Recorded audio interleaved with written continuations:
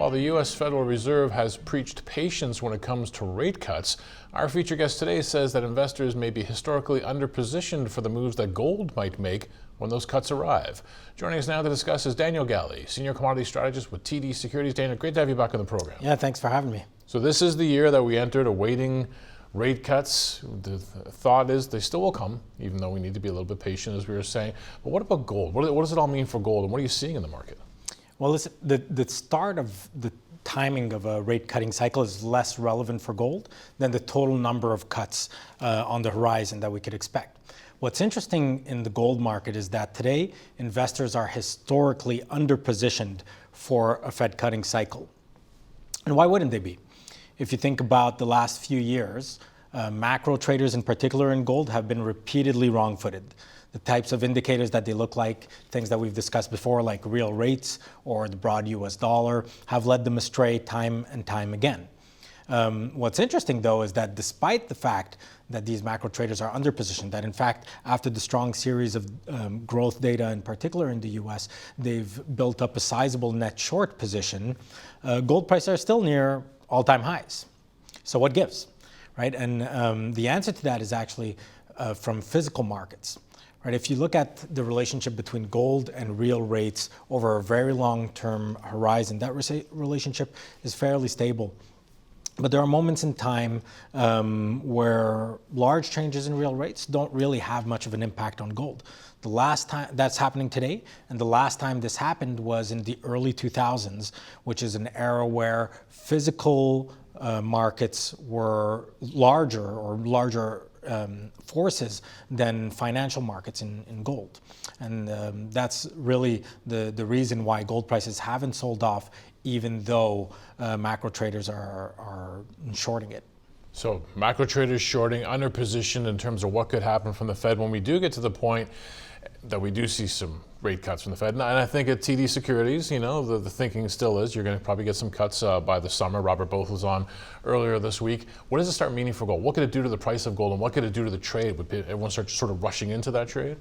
Well, certainly historically, you see a very large amount of capital that starts to move into gold. And the reasoning behind that is very simple. The cost of carrying gold in this moment in time is actually quite elevated. And that relates to the cost of funding your long gold position. The US dollar interest rate is quite high, so that keeps people from buying gold. As that rate comes down, it makes it easier and reduces that opportunity cost for folks to start buying gold. What we would expect, though, and we do think the Fed is going to cut rates for the first time in May, and in fact we have as early as May, really? Absolutely, yes. And our forecasts are actually for a deeper Fed cutting cycle than the market is currently pricing in, because we still expect a meaningful slowdown in growth. Even though we're no longer anticipating a recession in 2024 in the US, we are expecting growth to slow more materially than the market thinks. And that should be accompanied with a more meaningful Fed cut more meaningful Fed cuts on the horizon. So right now on my screen, I have an ounce of gold at $2,031. If the thesis starts to play out, the Fed starts cutting rates, they go deeper, as you said, perhaps than the market's anticipating. Do we have substantial upside for gold here? We think so. We think gold prices can trade on an average quarterly basis as high as $2,250 by the second quarter of this year. And really that's on the back of the strong physical market activity that we've seen, but also this rush of capital from the investor side, which has really been the missing piece for gold to sustain new all-time highs for the time being.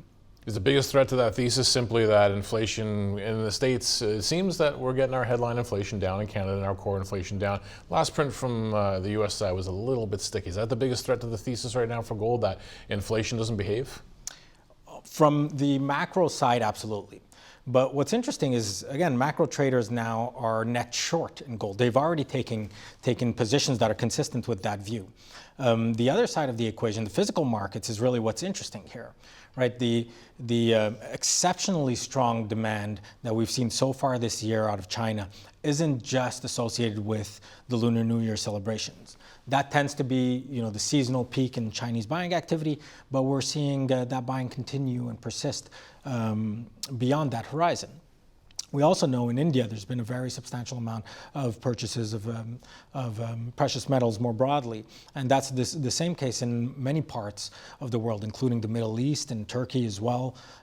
So these flows are now larger than the downside pressure that we might see from macro traders from stickier inflation than expected. All right, I want to talk about silver now, and fairly or not, sometimes referred to, I believe, as the poor man's gold, but you're noticing interesting things in this market too.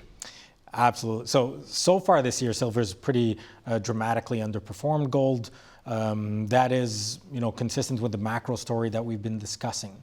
But when you start to look on the horizon, there's a few very large assumptions that are being taken for granted in the market that we think could be challenged. The first is that, one of the large assumptions in silver markets is that you will always have silver that is available. Right? This is a metal that is very intensively used in industrial capacity. Solar is increasingly the largest structural driver of demand growth for silver, and we expect that to continue on the horizon. Most market forecasters out there expect a structural deficit on the horizon. So I think that begs the question, is there a moment in time where the very large amount of silver inventories that have accumulated over the last several decades are going to be wound down? And how will that, by the strong industrial demand, and particularly from the solar complex?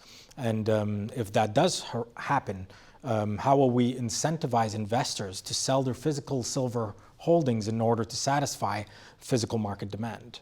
I was thinking too, how do you incentivize miners to take more silver out of the ground? I mean, it's an interesting time in the fact that we look to a lot of metals that we're going to need for different kind of transitions. I think we'll talk about that later.